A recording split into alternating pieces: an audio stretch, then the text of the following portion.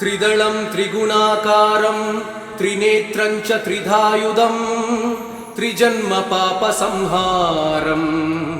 एकबिल्वं शिवार्पणम् त्रिशाकै बिल्वपत्रैश्च अच्छिदै कोमलैः शुभै तव पूजां करिष्यामि एकबिल्वं शिवार्पणम् कोटिकन्या महादानं तिलपर्वतकोटयः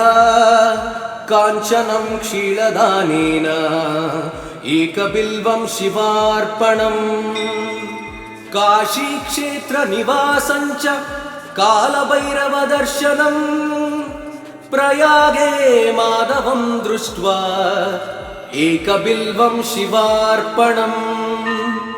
इन्दुवारे व्रतं स्थित्वा निराहारो महेश्वरः नक्तं हौष्यामि देवेश एकबिल्वं शिवार्पणम् रामलिङ्गप्रतिष्ठा च वैवाहिककृतं तथा तटाकानि च सन्धानम् एकबिल्वं शिवार्पणम् अखण्डबिल्वपत्रं च आयुधं शिवपूजनं कृतं नाम सहस्रेण एकबिल्वं शिवार्पणम् उमया सह देवेश नन्दिवाहनमेव च भस्मलेपन सर्वाङ्गम् एकबिल्वं शिवार्पणम् सालग्रामेण विप्राणां तटाकं दशकूपयो यज्ञकोटिसहस्रश्च एकबिल्वं शिवार्पणम् दन्तिकोटिसहस्रेषु अश्वमेधशतक्रतौ कोटिकन्या महादानम् एकबिल्वं शिवार्पणम् बिल्वाणां दर्शनं पुण्यं स्पर्शनं पापनाशनम् अघोरपापसंहारम् एकबिल्वं शिवार्पणम् सहस्रवेदपाठेषु ब्रह्मस्थापनमुच्यते अनेकव्रतकोटीनाम् एकबिल्वं शिवार्पणम् अन्नदानसहस्रेषु सहस्रोपनयनं तथा अनेकजन्म पापानि एकबिल्वं शिवार्पणम् बिल्वाष्टकमिदं पुण्यं यः पठेत् शिवसन्निधौ शिवलोकमवाप्नोति एकबिल्वं शिवार्पणम्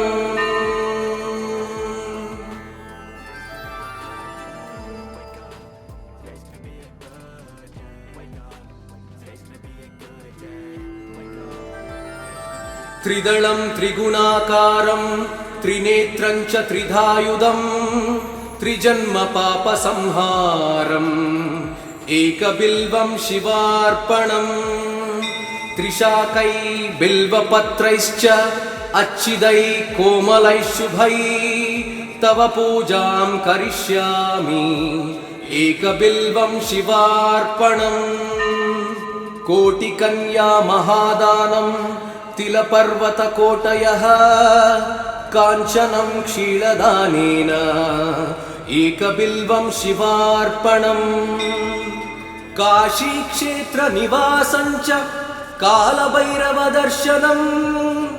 प्रयागे माधवं दृष्ट्वा एकबिल्वं शिवार्पणम् इन्दुवारे व्रतं स्थित्वा निराहारो महेश्वरः नक्तं हौष्यामि देवेश एकबिल्वं शिवार्पणम् रामलिङ्गप्रतिष्ठा च वैवाहिककृतं तथा तटाकानि च सन्धानम् एकबिल्वं शिवार्पणम् अखण्डबिल्वपत्रं च आयुधं शिवपूजनं कृतं नाम सहस्रेण एकबिल्वं शिवार्पणम् उमया सह देवेश नन्दिवाहनमेव च भस्मलेपन सर्वाङ्गम् एकबिल्वं शिवार्पणम् सालग्रामेण विप्राणां तटाकं दशकूपयो यज्ञकोटिसहस्रश्च एकबिल्वं शिवार्पणम् दन्तिकोटिसहस्रेषु अश्वमेधशतक्रतौ कोटिकन्या महादानम् एकबिल्वं शिवार्पणम् बिल्वाणां दर्शनं पुण्यं स्पर्शनं पापनाशनम् अघोरपापसंहारम् एकबिल्वं शिवार्पणम् सहस्रवेदपाठेषु ब्रह्मस्थापनमुच्यते अनेकव्रतकोटीनाम् एकबिल्वं शिवार्पणम् अन्नदानसहस्रेषु सहस्रोपनयनं तथा अनेकजन्मपापानि एकबिल्वं शिवार्पणम् बिल्वाष्टकमिदं पुण्यं यः पठेत् शिवसन्निधौ शिवलोकमवाप्नोति एकबिल्वं शिवार्पणम्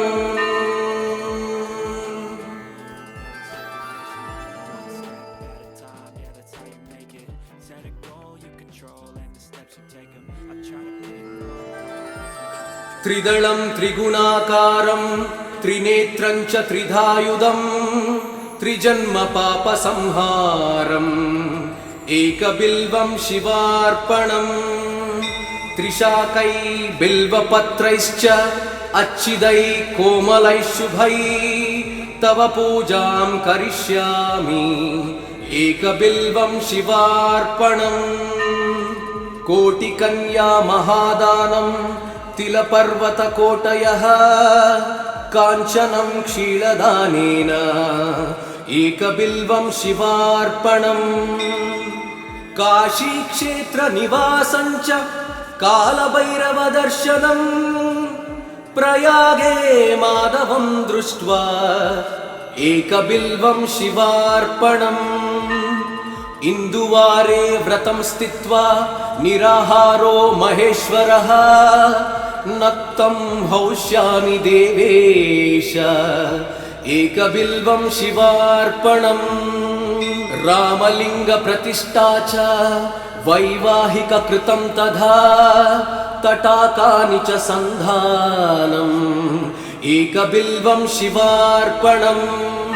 अखण्डबिल्वपत्रं च आयुधं शिवपूजनं कृतं नाम सहस्रेण एकबिल्वं शिवार्पणम् उमया सह देवेश नन्दिवाहनमेव च भस्मलेपन सर्वाङ्गम् एकबिल्वं शिवार्पणम् सालग्रामेण विप्राणां तटाकं दशकूपयो यज्ञकोटिसहस्रश्च एकबिल्वं शिवार्पणम् दन्तिकोटिसहस्रेषु अश्वमेधशतक्रतौ कोटिकन्या महादानम् एकबिल्वं शिवार्पणम् बिल्वाणां दर्शनं पुण्यं स्पर्शनं पापनाशनम् अघोरपापसंहारम् एकबिल्वं शिवार्पणम् सहस्रवेदपाठेषु ब्रह्मस्थापनमुच्यते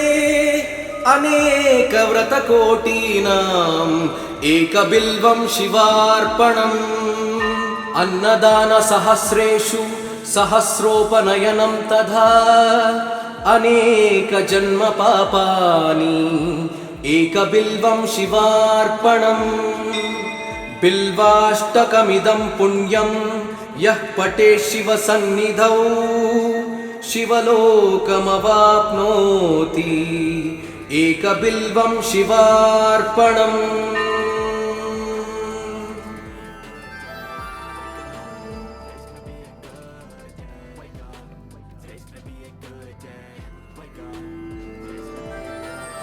त्रिदलं त्रिगुणाकारं त्रिनेत्रं च त्रिधायुधं त्रिजन्मपापसंहारम् एकबिल्वं शिवार्पणम् त्रिशाकै बिल्वपत्रैश्च अच्छिदै कोमलैः शुभै तव पूजां करिष्यामि एकबिल्वं शिवार्पणम् कोटिकन्या महादानं तिलपर्वतकोटयः काञ्चनं क्षीरदानेन एकबिल्वं शिवार्पणम् काशीक्षेत्रनिवासं च कालभैरवदर्शनम् प्रयागे माधवं दृष्ट्वा एकबिल्वं शिवार्पणम् इन्दुवारे व्रतं स्थित्वा निराहारो महेश्वरः नक्तं हौष्यामि देवेश एकबिल्वं शिवार्पणम् रामलिङ्गप्रतिष्ठा च वैवाहिककृतं तथा तटाकानि च सन्धानम् एकबिल्वं शिवार्पणम् अखण्डबिल्वपत्रं च आयुधं शिवपूजनं कृतं नाम सहस्रेण एकबिल्वं शिवार्पणम् उमया सह देवेश नन्दिवाहनमेव च भस्मलेपन सर्वाङ्गम् एकबिल्वं शिवार्पणम् सालग्रामेण विप्राणां तटाकं दशकूपयो यज्ञकोटिसहस्रश्च एकबिल्वं शिवार्पणम् दन्तिकोटिसहस्रेषु अश्वमेधशतक्रतौ कोटिकन्या महादानम्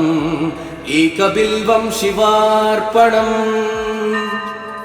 बिल्वाणां दर्शनं पुण्यं स्पर्शनं पापनाशनम् अघोरपापसंहारम् एकबिल्वं शिवार्पणम् सहस्रवेदपाठेषु ब्रह्मस्थापनमुच्यते अनेकव्रतकोटीनाम् एकबिल्वं शिवार्पणम् अन्नदानसहस्रेषु सहस्रोपनयनं तथा अनेकजन्मपापानि एकबिल्वं शिवार्पणम् बिल्वाष्टकमिदं पुण्यं यः पठेत् शिवसन्निधौ शिवलोकमवाप्नोति एकबिल्वं शिवार्पणम्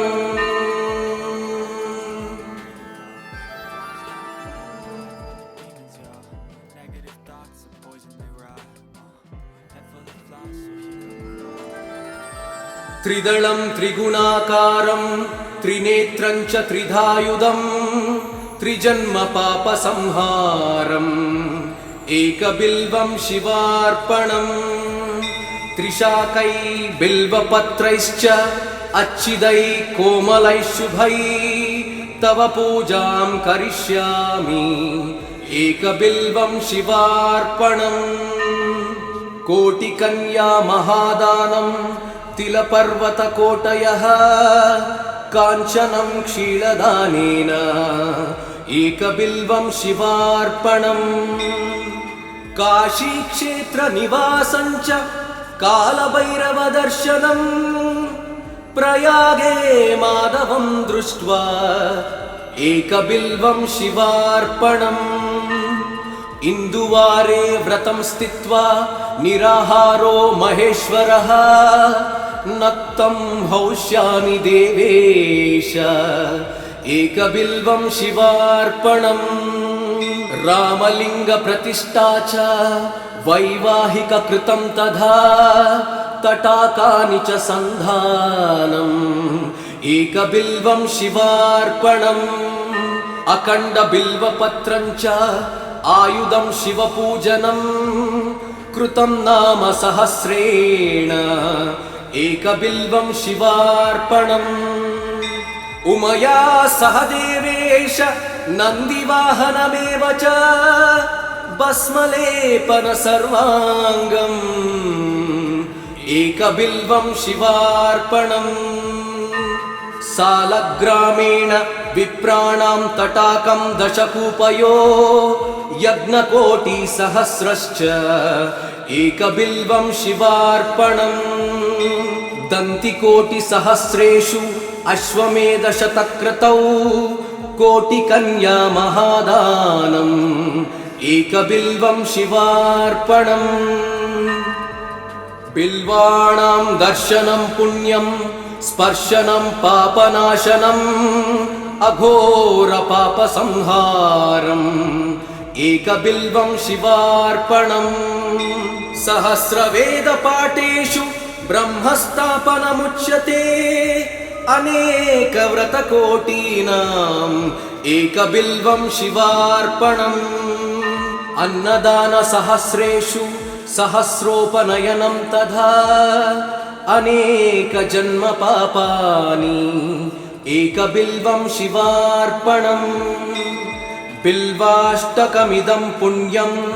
यः पठेत् शिवसन्निधौ शिवलोकमवाप्नोति एकबिल्वं शिवार्पणम्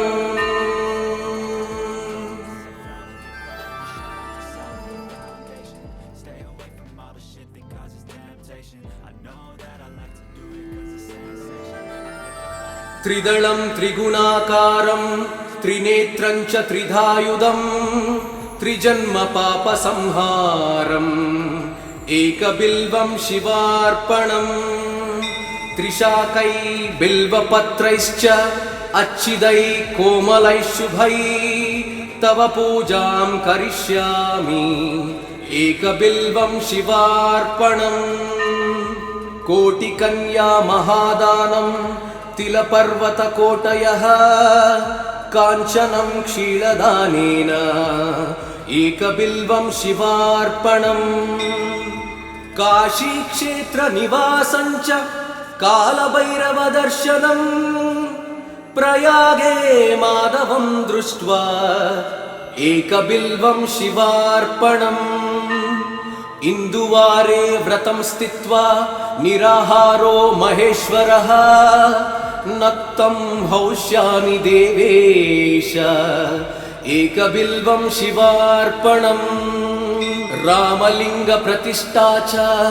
वैवाहिककृतं तथा तटाकानि च सन्धानम् एकबिल्वं शिवार्पणम् अखण्डबिल्वपत्रं च आयुधं शिवपूजनं कृतं नाम सहस्रेण एकबिल्वं शिवार्पणम् उमया सह देवेश नन्दिवाहनमेव च भस्मलेपन सर्वाङ्गम् एकबिल्वं शिवार्पणम् सालग्रामेण विप्राणां तटाकं दशकूपयो यज्ञकोटिसहस्रश्च एकबिल्वं शिवार्पणम् दन्तिकोटिसहस्रेषु अश्वमेधशतक्रतौ कोटिकन्या महादानम् एकबिल्वं शिवार्पणम् बिल्वाणां दर्शनं पुण्यं स्पर्शनं पापनाशनम् अघोरपापसंहारम् एकबिल्वं शिवार्पणम् सहस्रवेदपाठेषु ब्रह्मस्थापनमुच्यते अनेकव्रतकोटीनाम् एकबिल्वं शिवार्पणम् अन्नदानसहस्रेषु सहस्रोपनयनं तथा अनेकजन्मपापानि एकबिल्वं शिवार्पणम् बिल्वाष्टकमिदं पुण्यं यः पठेत् शिवसन्निधौ शिवलोकमवाप्नोति एकबिल्वं शिवार्पणम्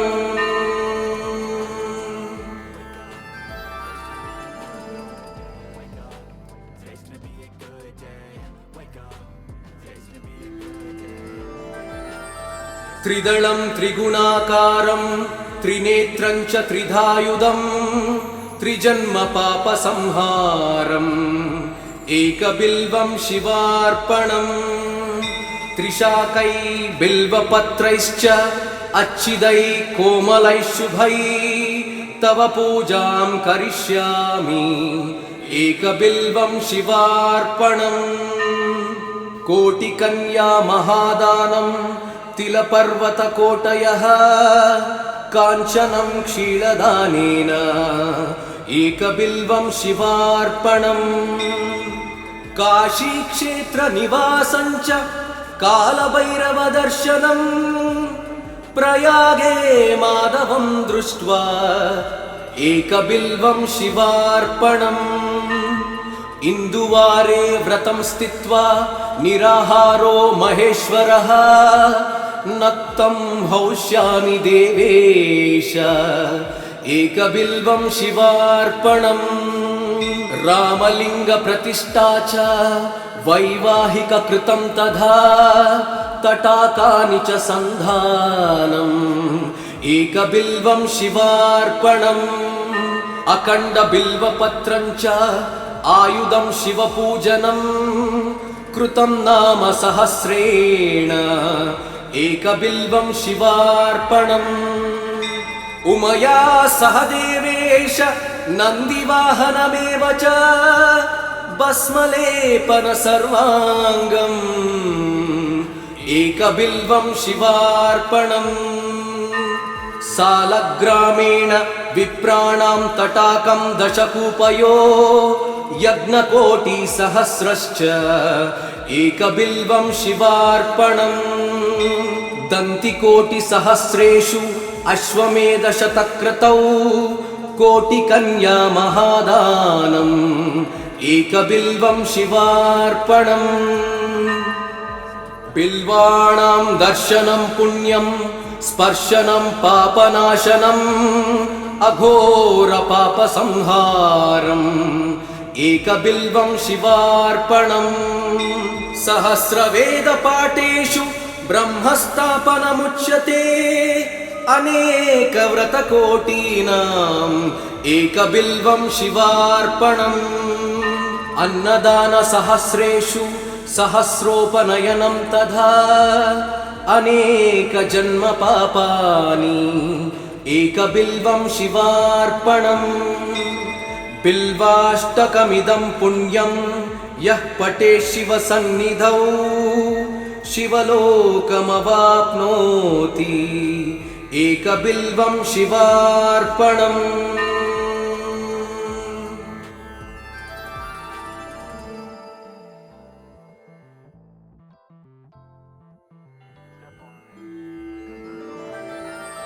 त्रिदलं त्रिगुणाकारं त्रिनेत्रं च त्रिधायुधं त्रिजन्मपापसंहारम् एकबिल्वं शिवार्पणम् त्रिशाकै बिल्वपत्रैश्च अच्छिदै कोमलैः शुभै तव पूजां करिष्यामि एकबिल्वं शिवार्पणम्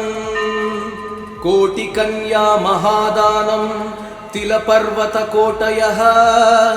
काञ्चनं क्षीरदानेन एकबिल्वं शिवार्पणम् काशीक्षेत्रनिवासञ्च कालभैरवदर्शनम् प्रयागे माधवं दृष्ट्वा एकबिल्वं शिवार्पणम् इन्दुवारे व्रतं स्थित्वा निराहारो महेश्वरः नक्तं हौष्यामि देवेश एकबिल्वं शिवार्पणम् रामलिङ्गप्रतिष्ठा च वैवाहिककृतं तथा तटाकानि च सन्धानम् एकबिल्वं शिवार्पणम् अखण्डबिल्वपत्रं च आयुधं शिवपूजनं कृतं नाम सहस्रेण एकबिल्वं शिवार्पणम् उमया सह देवेश नन्दिवाहनमेव च भस्मलेपन सर्वाङ्गम् एकबिल्वं शिवार्पणम् सालग्रामेण विप्राणां तटाकं दशकूपयो यज्ञकोटिसहस्रश्च एकबिल्वं शिवार्पणम् दन्तिकोटिसहस्रेषु अश्वमेधशतक्रतौ कोटिकन्या महादानम् एकबिल्वं शिवार्पणम् बिल्वाणां दर्शनं पुण्यं स्पर्शनं पापनाशनम् अघोरपापसंहारम् एकबिल्वं शिवार्पणम् सहस्रवेदपाठेषु ब्रह्मस्थापनमुच्यते अनेकव्रतकोटीनाम् एकबिल्वं शिवार्पणम् अन्नदानसहस्रेषु सहस्रोपनयनं तथा अनेकजन्मपापानि एकबिल्वं शिवार्पणम् बिल्वाष्टकमिदं पुण्यं यः पठेत् शिवसन्निधौ शिवलोकमवाप्नोति एकबिल्वं शिवार्पणम्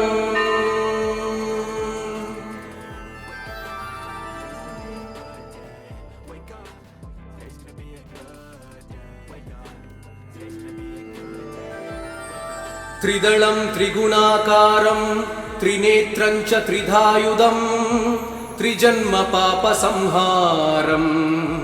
एकबिल्वं शिवार्पणम्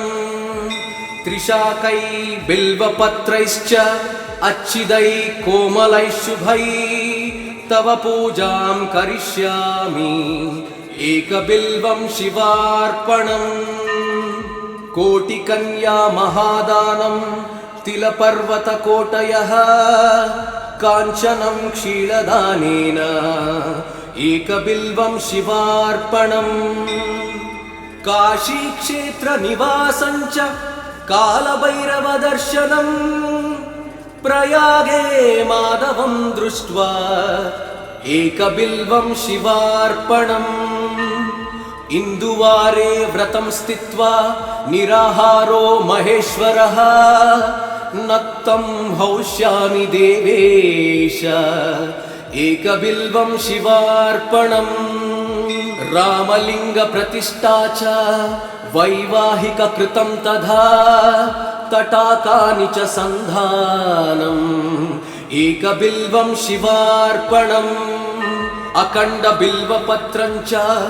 आयुधं शिवपूजनं कृतं नाम सहस्रेण एकबिल्वं शिवार्पणम् उमया सह देवेश नन्दिवाहनमेव च भस्मलेपन सर्वाङ्गम् एकबिल्वं शिवार्पणम् सालग्रामेण विप्राणां तटाकं दशकूपयो यज्ञकोटिसहस्रश्च एकबिल्वं शिवार्पणम् दन्तिकोटिसहस्रेषु अश्वमेधशतक्रतौ कोटिकन्या महादानम् एकबिल्वं शिवार्पणम् बिल्वाणां दर्शनं पुण्यं स्पर्शनं पापनाशनम् अघोरपापसंहारम् एकबिल्वं शिवार्पणम् सहस्रवेदपाठेषु ब्रह्मस्थापनमुच्यते अनेकव्रतकोटीनाम्